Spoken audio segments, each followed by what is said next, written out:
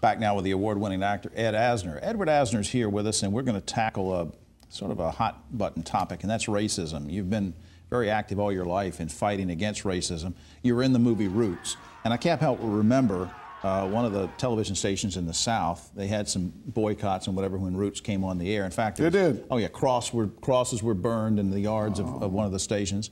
And I'm thinking, boy, we've made a lot of progress. And then I stopped myself when I knew you were coming over here. I said, wait a minute, progress?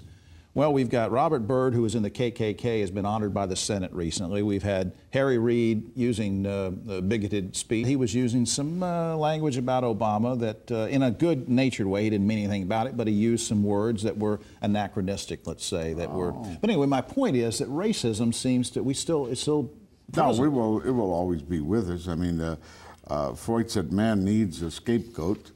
And it's easy to look at somebody with a darker skin in a white skin and use that as a scapegoat.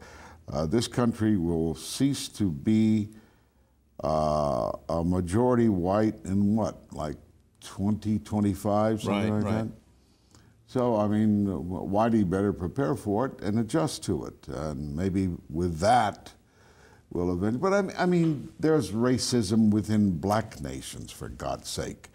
The lighter skinned discriminate against the darker skin. Who knows whether it didn't figure into the Rwandan genocide, whether light and dark came into conflict there. The same applies in the Latin American countries. We do it out of our venality and our stupidity, and I am not free. I'm not claiming to be any superior to anybody else. I come out of Kansas. We had segregated schools. I made anti-black remarks when I was a kid. I wasn't venomous, but I worked with blacks all my life in my daddy's junk business. So I loved them. I loved the guys I worked with. We fall prey to the pettiness of the human condition. Well, from pettiness to professionalism, and you were president of the Screen Actors Guild for a while, but we're still on this theme of discrimination.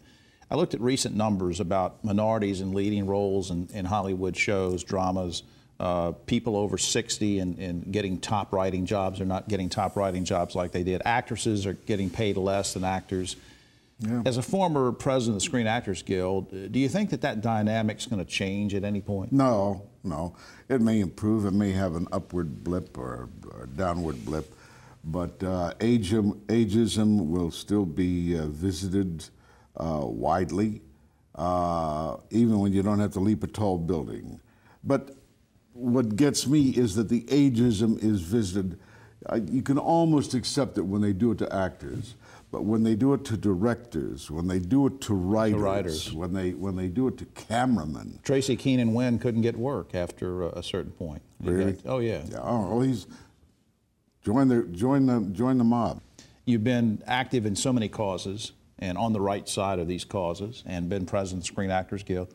I guess I'm going to ask you something maybe nobody else has recently. But why didn't you run for Congress or Senate at some point?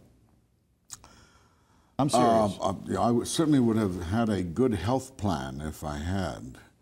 All you got to do is do that one job of one term, and man, you're set for life. Right. Everybody in the country should run for Congress and get themselves a health plan. I also like that other idea of wearing NASCAR outfits and putting the corporate sponsors on there for the Senate or the Congress. But did you ever think about running seriously? They thought when I became controversial that I was trying to position myself to run for governor.